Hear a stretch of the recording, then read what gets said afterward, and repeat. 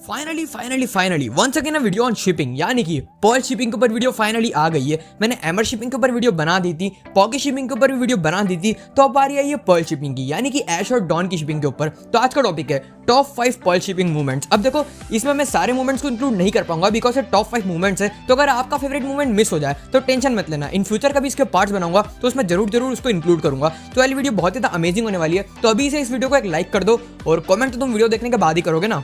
So, it's me, as you all know, and you're watching Poke Hakai X। तो चलो फिर बिना किसी टाइम पास के आज की वीडियो को शुरू करते हैं। Let's begin।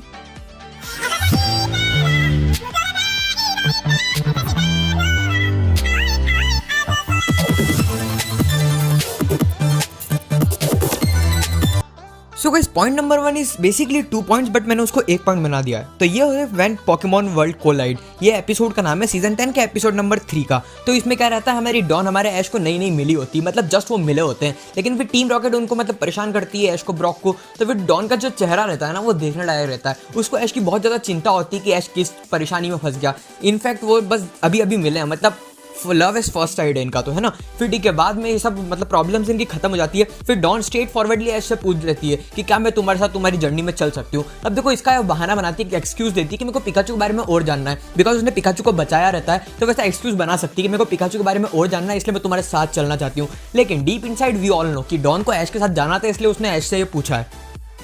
अब इसी पॉइंट का पॉइंट नंबर 2 है dawn of a new era. ये भी एपिसोड का नाम है सीजन 10 के एपिसोड नंबर 4, यानी कि एपिसोड 3 और एपिसोड 4 के मूवमेंट्स को मैंने एक ही साथ डाल दिया। तो देखो, इस मूवमेंट में क्या होता है कि डॉन और ऐश की लड़ाइयाँ बहुत ज़्यादा हो जाती है, मतलब वो स्टूपिड चीज़ों पर लड़ते हैं। फिर जो नैंडो रहता है, नैंडो को आप सब लोग जानते हो, अगर आपने सीनो देखा है, तो नैंडो आके उनको समझाता है कि तुम बहुत ही स्टूपिड चीज़ों पर लड़ रहे हो। फिर डॉन को समझ आ जाता है, हाँ हम स्टूपिड चीज़ों पर लड़ रहे हैं। तो वहाँ पे कैंप फायर होता है, उसमें डॉन ऐश से अपोलोजाइज करती है, और हमारा ऐश भी मान लेता है, मतलब कि हाँ ठीक है माफ़ किया, और खुद भी मतलब एक तरीके से मान लेता है कि मेरी भी गलती है। तो ये मूवमेंट बहुत ही प्यारा है, और लिटरली हमें मालूम पड़ता है कि इनकी फ्रेंडशिप कितनी ज़्यादा स्ट्रॉन्ग है और कितनी ज़्यादा स्ट्रॉन्ग होने वाली है आगे जाके, बिकॉज हमें हिंट दे देता है कि हाँ इनकी फ्रेंडशिप बहुत ही खतरनाक होने वाली है। पहला मूवमेंट इसलिए बहुत ज़्यादा इंपॉर्टेंट है पर्ल शिपर्स के लिए। अब अपन चलते हैं पॉइंट नंबर 2 की तरफ।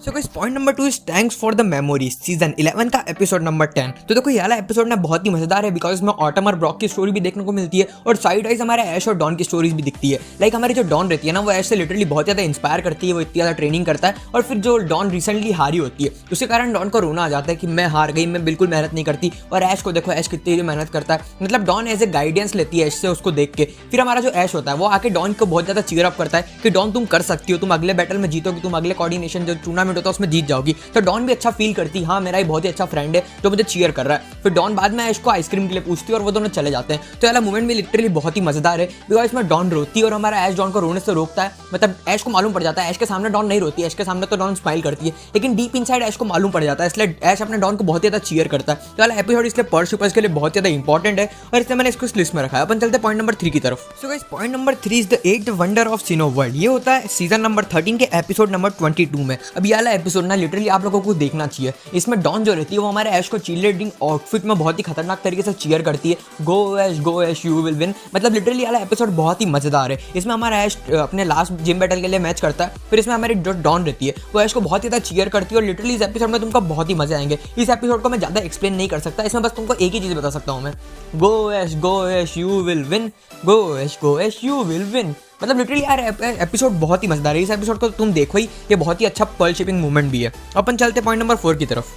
सो गाइस, हमारा मूवमेंट नंबर 4 है 4 roads diverge in a Pokemon port. ये होता है सीजन 13 का एपिसोड नंबर 23। तो यार एपिसोड लिटरली बहुत ही मजेदार है, तुम्हें इसमें बहुत ज़्यादा मजा आएंगे। तो इस एपिसोड में क्या होता है, हमारा जो कैनी होता है वो डॉन से पूछता है क्या तुम अगली जर्नी मेरे साथ करना चाहोगी, बिकॉज इन दोनों की जर्नी खत्म हो जाती है ना, इनका कोऑर्डिनेशन वाला पूरा खत्म हो जाता है राउंड, और इनकी वापस से स्टार्ट करना रहता है इनको कि वापस से कोऑर्डिनेशन वाली जर्नी स्टार्ट करें। लेकिन हमारी डॉन वहाँ पे ऐश को चूज करती है। वो ऐसा बोलती है कि मैं ऐश को सिनो लीग में मतलब चीयर अप करना चाहूँगी, उसका साथ देने जाऊँगी, उसकी मदद करने जाऊँगी। तो लिटरली ये शो करता है कि डॉन ऐश की कितनी ज़्यादा चिंता करती है। और एट द एंड, हमारे सीजन के एंड में डॉन ऐश को ये भी बोलती है क्या मैं तुम्हारे साथ कैंटो चल सकती हूँ, लेकिन उससे कुछ प्रॉब्लम्स आ जाती है। लाइक उसकी मम्मी उसे बताती है कि वो मॉडलिंग के लिए चुना गया है बुनेरी और डॉन को, तो फिर उसको उसमें जाना रहता है, इसलिए वो ऐश के साथ कैंटो नहीं जा पाती। लेकिन इससे लिटरली हमें मालूम पड़ता है कि इन दोनों का बॉन्ड बहुत ही अलग लेवल पे। लाइक डॉन ने अपनी खुद की जो जर्नी है उसको स्टॉप करके ऐश के साथ सिनो लीग में जाना ज़्यादा बेहतर समझा। तो इससे हमें मालूम पड़ता है कि कैनी और ऐश के बीच में किसी एक को चुनना हो तो डॉन डेफिनेटली ऐश को ही चुनेगी, और ऐश के लिए अपनी पूरी लॉयल्टी रखेगी। चला पॉइंट इसलिए बहुत ज़्यादा इंपॉर्टेंट है। अपन चलते 5th एंड लास्ट पॉइंट की तरफ।